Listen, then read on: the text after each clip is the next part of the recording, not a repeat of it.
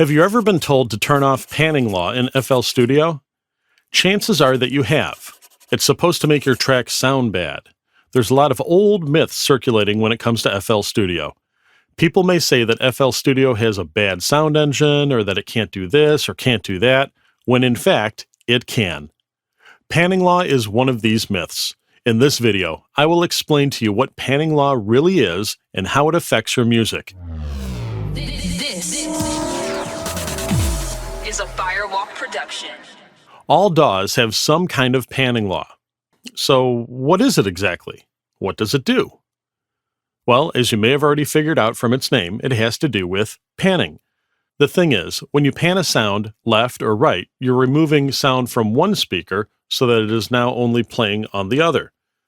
What the panning law does is to make sure that as you do so, the overall volume of that sound remains the same despite the panning. Why is this important? Let's say you have a closed and open hi-hat playing.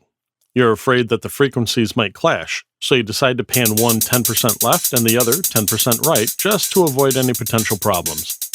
You've already spent a lot of time mixing this project to get the volume just right. The highs are in perfect balance with the lows and so on. Now imagine the panning law is off.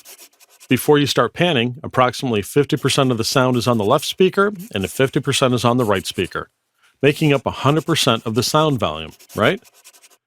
As you start panning to the left volume remains constant, but the right volume that has started out at 50% will drop by 10% to 40%. So now you will have 50% on the left speaker, and now you're down to 40% on the right speaker.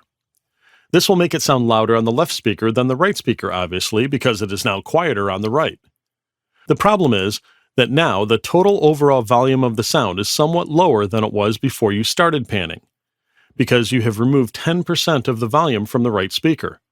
This will mess up your mixing, and now you'll have to manually increase the volume on the mixer fader to make it sit at the same level as it did before you panned it. Fortunately, FL Studio has circular panning law turned on by default. What it does basically is what you just did manually.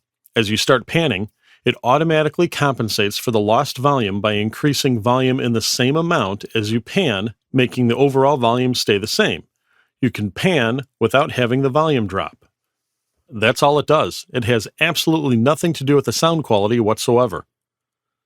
In FL Studio 12, you can choose between circular panning law, which is the default setting, and triangular panning law.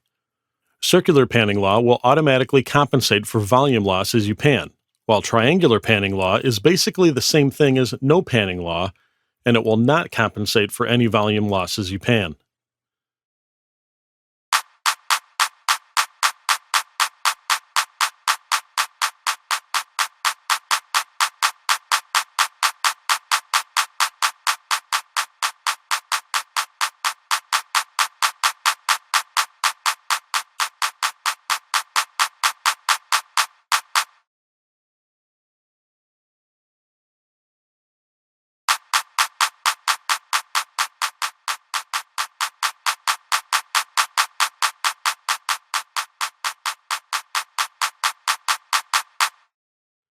As you see, it doesn't matter which panning law you choose. It's all about the mixing. I prefer circular panning law myself as it makes life easier for the most part. I find it quite useful when mixing. It means you can pan without having to deal with the volume loss. Less manual work to be done. As you can imagine, it would be a very bad idea to change from one panning law to the other after a project is already mixed down, as this would mess up the volume on all mixer tracks where you have used panning.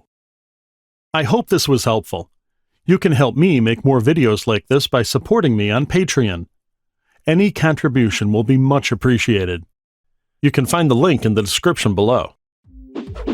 I'm uploading new tutorials and templates every week, so make sure to subscribe to this channel so that you won't miss out.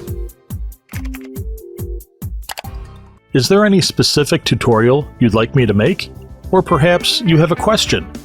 Just leave me a comment below.